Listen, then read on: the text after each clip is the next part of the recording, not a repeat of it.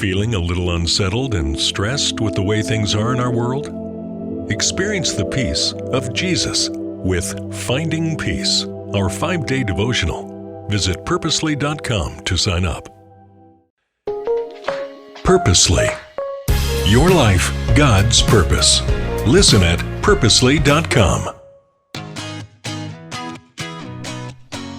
I have to admit, I had never thought of it this way.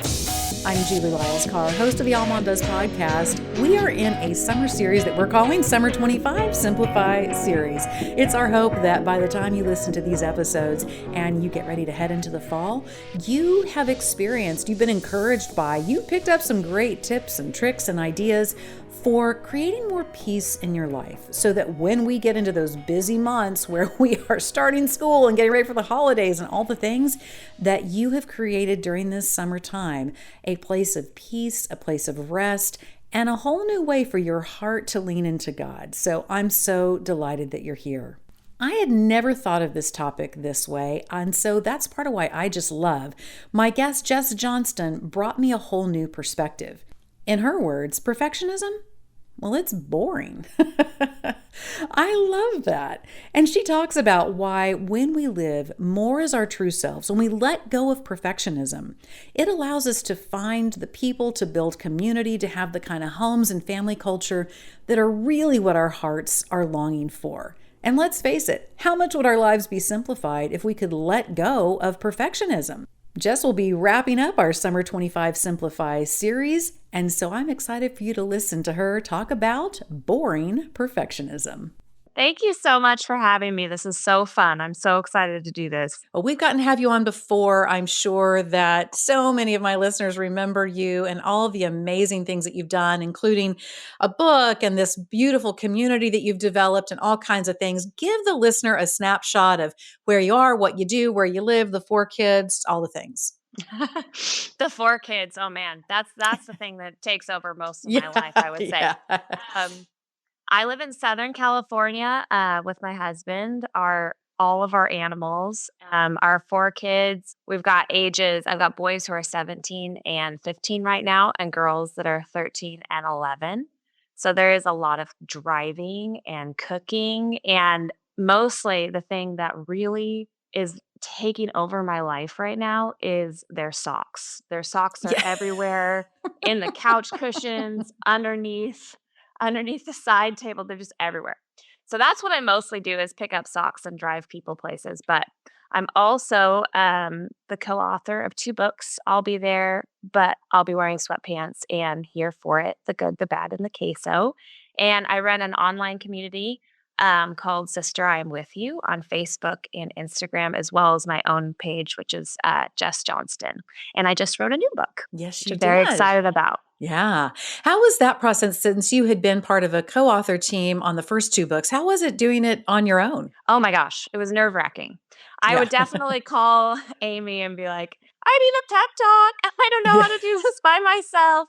I'm very, very grateful that my first 2 book experiences were with Amy, who is incredible and amazing. And then I got to do it in a partnership rather than on my own at the beginning. But it also, I feel like in this book, I was able to dig deeper and really open up about more things in my personal life because it was all me. So Yeah, all from your perspective. Right, exactly. yeah.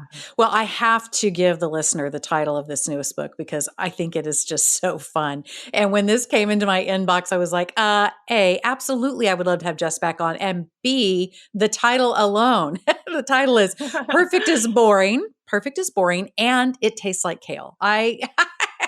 And that is literally part of the title, which is so fun. So I want to hear from you how you landed on the topic of perfectionism, because Jess, I have to tell you, it is a dragon in my world. I have tried to slay many a time. I seem to have 2 settings. I seem to have come with 2 factory settings. One is that, no, everything has to be perfect. And the other one is I throw my hands up, I completely give up. It's just all chaos. Those are the 2 factory settings I came with. So tell me about how perfectionism popped up for you as an important topic to discuss and what your natural factory settings are when it comes to perfectionism. Oh my gosh. Well, I can totally relate to what you're saying. 100%, 100%. I heard it once called, well, I don't want to put this on you. I'll just accept it for myself. I heard it once called lazy perfectionism, where Okay. Okay. it's like either all or Or nothing at nothing. Yeah. all, Yeah. which, and then I think carrying a lot of guilt in the time where it's nothing at all because I'm like, should be, could be, and it's so overwhelming, it's crushing. The perfectionism thing has really been a thing in my life from the beginning, I would say. I don't know if it's being a firstborn child or what it is exactly, but I was always really bad at it. At being perfect, I was never naturally, well, no one is, but I was always really bad at it. So then I had carried a lot of guilt and shame for not operating on the level that I always thought I should be. And I really relate to what you're saying. It's the dragon that I continue to slay. Like I can look back in my life at many times I had a come to Jesus moment where I was like, okay, I need to let my masks fall off, let my guard down, and just be real about where I'm at and the power that came with that. But then again, and then a year later, and then a year later, like, oh, it's in my life again. I need to reset. Right, right. It's chased me for a long time in a couple of different ways. I'm also an oldest child and I'm the only girl. So I've got that whole Yeah, big same. sister, Mhm. thing going on. Oh, Big yeah. sister energy. Exactly. Big sister Mm, energy. Got that.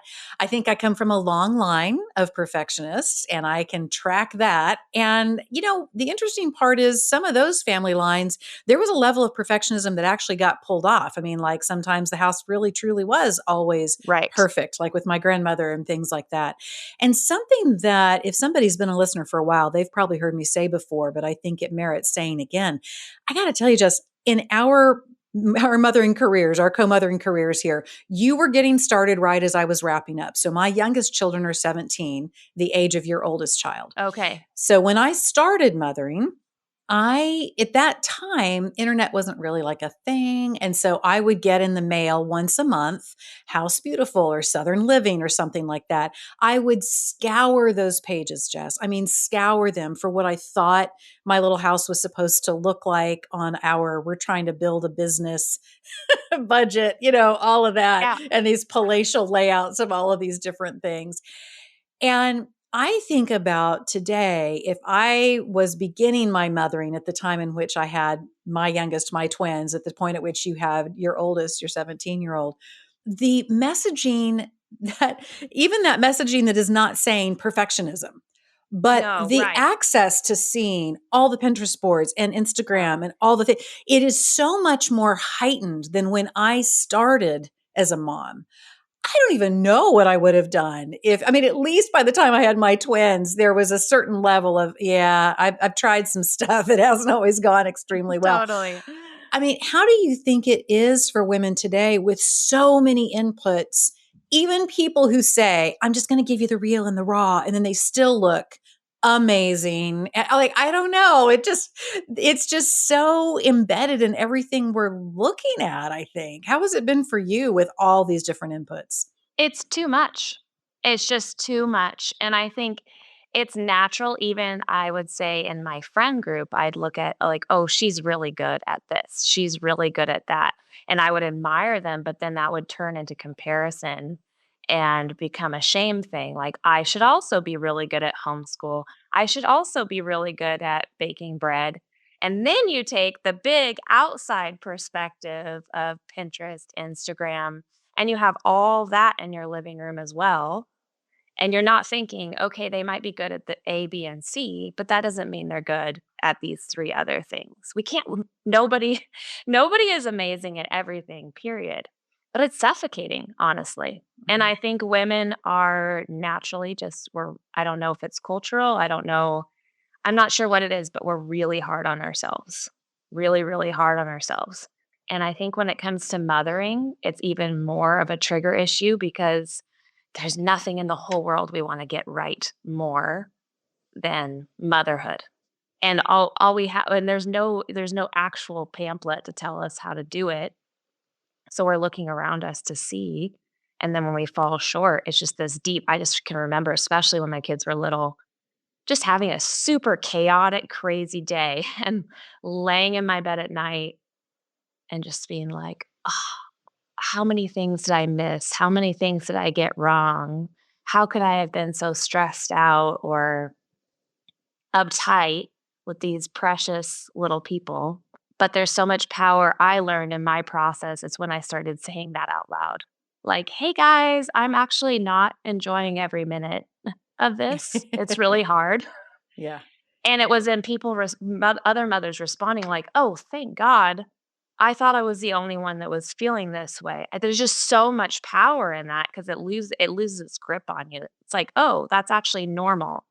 I can still be a really good mom and struggle and be tired and be stressed out and definitely not get every single thing right." And yet still acknowledge that you love your kids and you're glad to have them. It's not, it's Yes. not, it's not in the ditch. Yeah, Yes. yeah, yeah. Yes. One of the things that I see, and I even as I was reading over your new book, that I see that is maybe the origin story of perfectionism to some degree, is that we have such fear of being rejected. And so the Yes. insurance that we try to buy to hopefully mitigate any kind of rejection that we might experience is if we can just get it perfect. So, talk to me about this other side because we're not always going to get it right. And there are going to be times we don't do it perfectly. And if that fear is that we won't be accepted or we won't be rejected, how do we talk ourselves through? What is the Lamaze class on breathing through? Hey, sometimes you are going to reject it. And why does it feel like I might die if I get rejected? Right, right.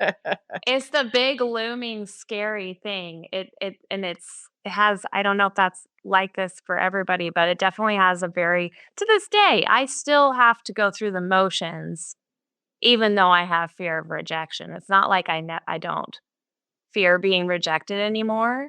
It's just that I've learned that being authentic and telling the truth is the only way I'm going to make real authentic connections. To me, perfectionism is one of those things that if we end up in a community where we're all trying so hard to be perfect, and that is the price you pay to cross the bridge into that community, Mhm. the stakes only get higher and higher and higher because our lives get more and more and more complicated the further we go into our motherhood journeys, the more things we have to do, all the things. I mean, what it would take to try to uphold all of that scaffolding of perfectionism, the deeper we Yeah. get into our lives, how on earth? 100%.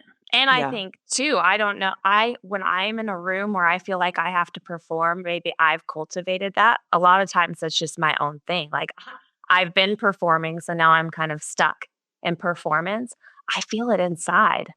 I don't feel that kind of connection and belonging and letting my hair down that I feel in rooms where I've chosen not to perform. As we talked about earlier in the conversation, for some of us, we come from a long line of perfectionists. We Yeah. learned it the good old fashioned way. Yes. and and part of how we learned Yeah. it as part of that messaging may be, wow, it's my job to make sure everybody's happy. Again, this kind of ties into that origin story of the fear of rejection when it comes to perfectionism. So, how do we retain a posture where we care?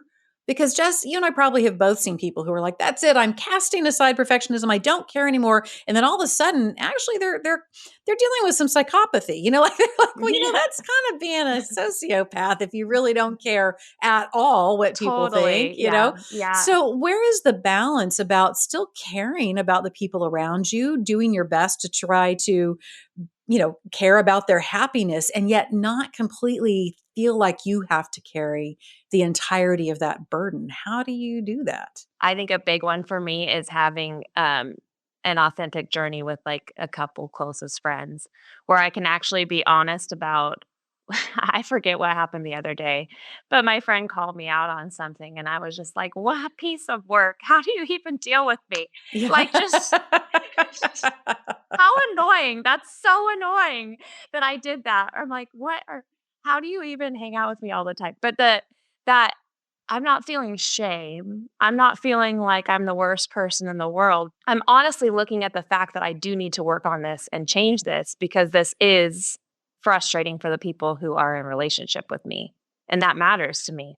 So I am going to work on that. So there's like this combination of being able to look at it, kind of laugh about it, be honest about it, and be like, what do you think? What do I do? And then there's also the decision to keep moving forward. Just how do you evaluate who you're going to let into that space? And the reason I ask is this: we have a lot of people today, and I totally get it. I mean, I've been there where they've ended up in friendships and relationships where someone is demanding all kinds of change in order for them to be accepted in that relationship. Mm, But the flip side of that I see happening is people who say, "This is who I am. Take me as who I am. Take it or leave right. it." And, there's some sharp edges and some barbs on that kind of approach as Totally. well. So, how do we both retain a certain level of saying, here I am in my imperfections, while also being willing to receive feedback, to make some adaptations, to do some things that promote growth? I just feel like we're having a hard time in today's culture really hitting the hitting the line on that well. I completely agree, and I think both extremes can become super unhealthy. Like Right. you're missing it. We're meant to be in community with people. So I feel like if we cut ourselves off and we're not listening to any feedback, we're jumping from friend to friend to friend because they said something that hurt our feelings, we're not going to Right. grow. We're just going Right. to stay at the level that we're at. And we do need to grow and change. A big one for me is that, or something that I have learned, because I'm definitely a people pleaser. So I would like everybody to really like me. I would like every single person I ever meet to think I'm kind of the best. Like, Yeah, yeah. I would love that. But there's something at the core of it. Do they like me? Do they like me at my core? Do they like not all the extra stuff, but who I am as a person? Because I've been in relationships before where there's so much feedback, and I eventually realized they just don't enjoy me, and that's okay. I rub them wrong. I'm just not their kind of person, and that's okay. But I can't continue to try to win them over. Like, we can maybe be acquaintances, but we shouldn't be close friends. And the same vice versa, honestly. If there's somebody who is, I just don't enjoy who they are as a person at their core, that's not somebody I should be in super close. It seems really obvious, Mhm. but for whatever reason, it's not always because whoever I've got in my vision, I'm just kind of tunnel vision. Like, this is the person I'm trying to connect with and get close to, and I want them to love me and like me. So sometimes I can get the tunnel vision on the wrong person. Right. At the same time, when I have friends who I know love me at my core and they give me feedback, that's a whole different thing. Because I know they're not trying to change who I am, but they're helping me to grow. And another big one for me is being in my closest relationships with people who are willing to take those masks off and to be honest and authentic back. I think that's a big one is when you have someone who is very real with you, you can trust, in a sense, more of what they might have to say. I feel like sometimes in my faith walk, I've gotten things a bit confused because I think sometimes for those of us who are really trying hard to love everybody really well and who Hmm. and who Yeah. believe that God is love, and we feel like there might not be room for really being honest about who we like being around and who we don't like being around, and we have sometimes can be hard on ourselves thinking, am I being part of a clique? Am I doing this? Am I doing that? How do you manage that piece of it in wanting to be someone who is open and kind to other human beings and yet also maintain enough honesty to say they're just not exactly my people? Like, how do we do that? My dad is a pastor of this little church in Montana, and he is very, very wise. And I remember him telling me I was working in our church and I was meeting with a lot of people, and I would call it hanging out. I'm hanging out with this person, I'm hanging out with this person. And he's like, I don't think you should call it that because it's different. You're serving that person. I wasn't in like any kind of professional counseling role, but it was more of that mentoring. That's a better word. I was mentoring people. And he's like, you need to be careful what you call it. It's not the same thing. And I think for me, that helped me differentiate. I think serving someone and loving them where they're at is very different than choosing a friend who you're walking with. I would call all those people friends. And I Right. think it's super important. And I think I've seen in the past generation a little bit lacking is that no matter what we're doing, no matter how many people we're serving, there's also people in our life that aren't just taking and who are, it's a mutual feet back and forth. And we do honestly, I like them. I want to spend time with them. I'm filled up when I walk away. I think they're just two very different things. That is powerfully wise. I even see, even outside of faith circles, within, say, a work circle, we talk about our work family, or we Yeah, talk about our friends, and they're really our colleagues at work, and we may really enjoy them. There may be a level of friendship that develops. right. But wow, there's such wisdom in taking a pause for a minute and really thinking about, where do these people really reside categorically? And not that you're minimizing anyone, just understanding their real function in your life and your function in Yes. theirs. And I being think, honest with myself where right, that relationship is at and having some boundaries because it could be if you got very needy people in your life who want a lot, and I think oftentimes maybe they want a level of friendship. If you are serving them and not really expecting anything in return, sometimes they can feel like it's more of a friendship than it is necessarily for you. But making sure, because it's very important for me to love on people that aren't going to give me anything in return. But I want to save time for those friends who really speak into my life and walk with me and not let all of my time be taken over by those I'm serving, if that makes sense. And that's healthy. I mean, Jesus did that. It's wise. right. How do you navigate the tension between wanting to be a very authentic person, dropping the perfectionism, being real with people, and finding that there is tremendous community when you do that, and maintaining boundaries? I think that's something that's tough for us today because it feels like sometimes we're either telling it all Right. and really, Totally. yeah, and you're having Yeah. that like really awkward situation where I probably didn't need to know that. Okay, but thank you for your vulnerability. You know, all the way to where we do have the masks on. What does that look like for you where you're holding that tension, that space? I think it was Brene Brown I heard talking about this, that she doesn't talk about she's not open to the public about struggles that she's currently in the middle of, like things that she's wrestling with right now. Those are struggles that she shares with her closest friends, and I think that's similar for me. Anything that, I feel is just still in the works and is very vulnerable. Maybe I have some shame wrapped up in it that I'm going to talk to my closest friends.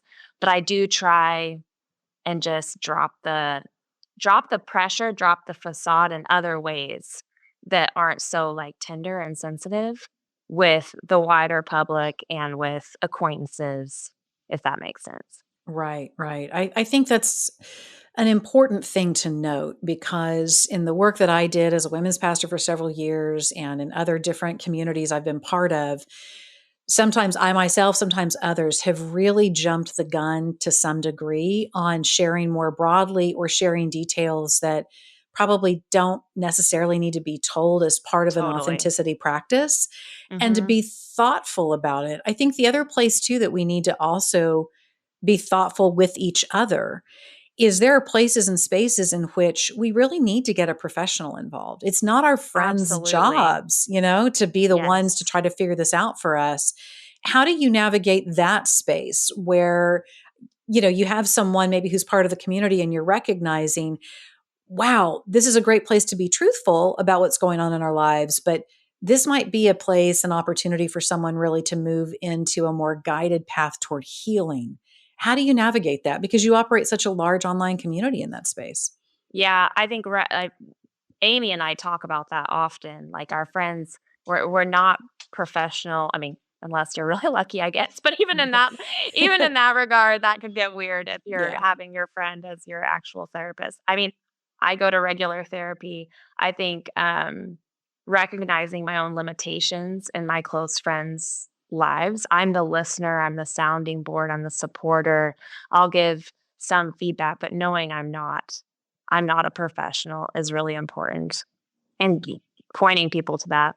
Right, Sorry. right. No, and I think too the self-evaluation that if you are someone who wants to begin a greater practice of being vulnerable and transparent with people, to really think through A, who you're really wanting to share with, B, what level of detail is really necessary, particularly if there's another party involved, if you're talking about your marriage, if you're talking about parenting, if you're talking about a relationship with your parent, whatever that is, and what could potentially get back to that person, how important Oh, it is yeah. to hold those things in confidentiality and to really think about what you're trying to get out of this. If it's a place where you're sharing because it brings people closer together and it really lifts everyone up, that's one thing. If you're really thinking that it's somebody else needs to carry the burden or you want somebody to feel Right. sorry for you, To save you, feel sorry right, for you. Yes. exactly. That becomes a different means of using some of the experiences, the challenges, the places of vulnerability in our lives. How do you just take a look at maintaining a community that is positive and upbeat, not in a cheesy, fake way, but not allowing a community where there is a lot of sharing going on to get super depressing? I mean, I don't mean I that in a mean, mean that's way, very but easy. No, no, it can get super depressing really easy. Do you mean in the like the online community world or I like would say real both world?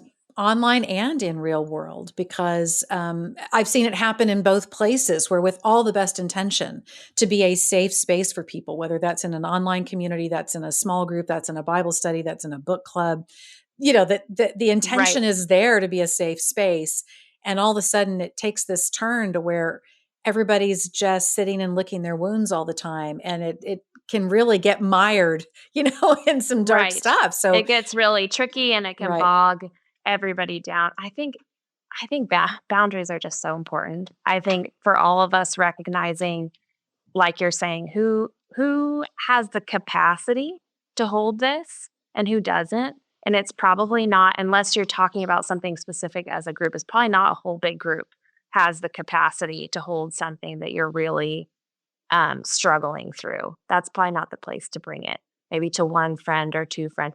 Amy and I, when we were dealing with COVID and things were just hard on a lot of different fronts, we would often ask each other, "What's your capacity today?" Mm, Because we're not yeah. we're long distance, so I'm not in her day to day necessarily. But how much can you handle? And I think that that's a good for our closest friends. That can be a good question to ask. I've realized too, I can be honest and real without spilling all the my stuff out Such all an over the important floor. distinction. Yeah. I can like, for example, if I'm hosting something, my natural bent is to just be like, "Hi, so glad you're here. Yay." Which is fun. That's good. But I can also, in that same bit, if somebody asks me, "How are you?" I'm like, honestly, it's been a little bit stressful today. I have a headache. I don't know. I can be honest in that vein, and for some reason, that's very, very freeing. Like, I've been really grumpy all day. I feel fine now, but it's been a weird day. Like, you can say stuff like that without being like, "I had a fight with my husband. This is the fight. This is what I'm dealing with. This is really horrible and hard." You can have authenticity without bleh, puking Right. it all and expecting someone to know how to deal with it. Right, right.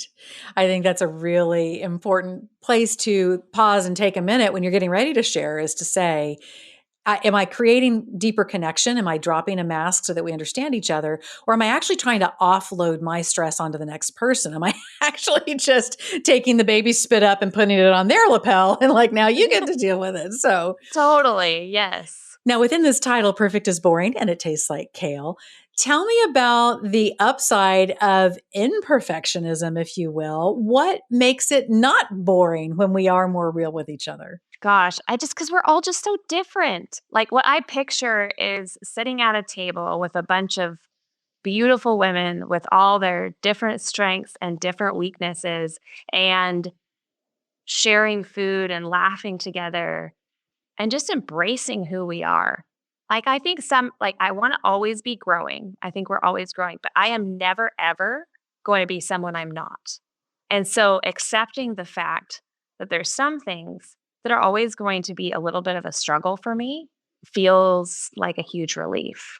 I think when we come together over our imperfection, it's like a celebration almost. It's not just even an acceptance, but it's a celebration. Not of like you were saying, not of I'm never going to change or work on myself, not like that, but I'm being okay that we have weaknesses. We're always going to have weaknesses. We're never ever going to arrive in a place where we don't have weaknesses, and it's okay.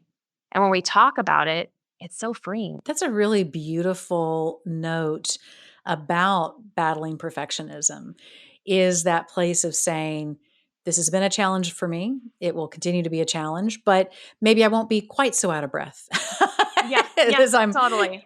Yeah. maybe there's just, I'm building some endurance for this thing that's always a little bit of a thorn in my side. And it's not about necessarily trying to eliminate, and that growth doesn't mean I'm ever going to eliminate this. It simply Yeah. means that I'm going to develop even more grace around it, more honesty around it, and some progress. And some progress Mhm. is great, but it doesn't necessarily mean that we're going to completely see this thing exit my life. So Right. I love And that I think idea. that's what we expect of ourselves. Like there's Yeah. this level Oh, of yeah. shame. Like I have this thought all the time. I can't believe I'm here again. I Yeah. can't believe like simple things like fear of rejection, like we're talking about. Right. Struggling with fear about whatever because I'm afraid of rejection. I can't believe I'm here again. I can't believe I still wrestle with this. I can't believe it.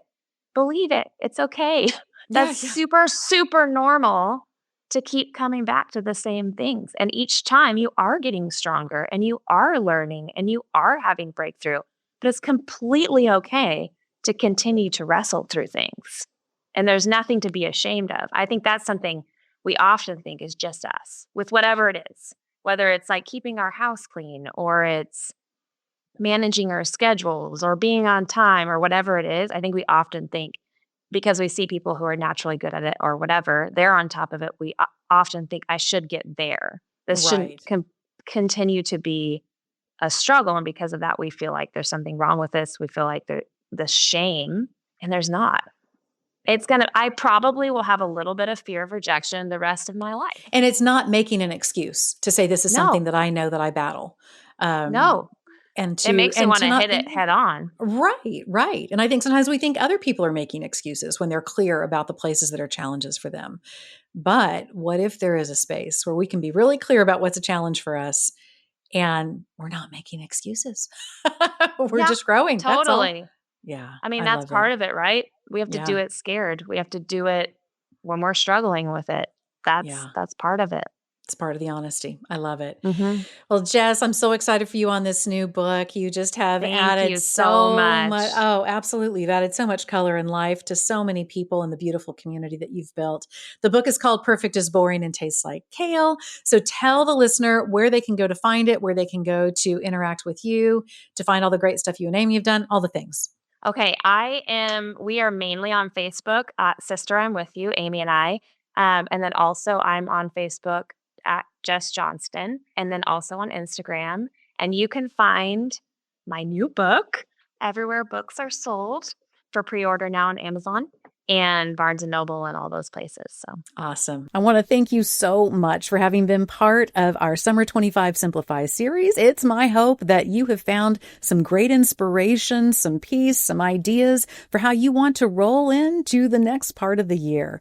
Be sure and let us know what your favorite episodes have been. And we'd love to hear from you too, to know what you would love to learn more about, what kind of guests you'd like to have on, all those kinds of things when it comes to our planning and going into, can you believe it, our 9th season of the podcast. So please let us know. Go to allmomdoes.com. You can find ways to contact us there or on the socials. We love to hear from you there as well. And you just feel free to shoot us a message, DM, whatever you got.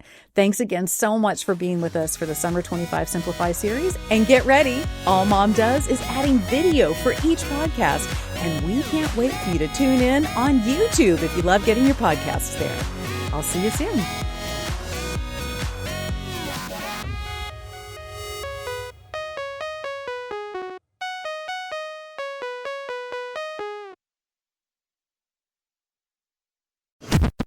Thanks for listening.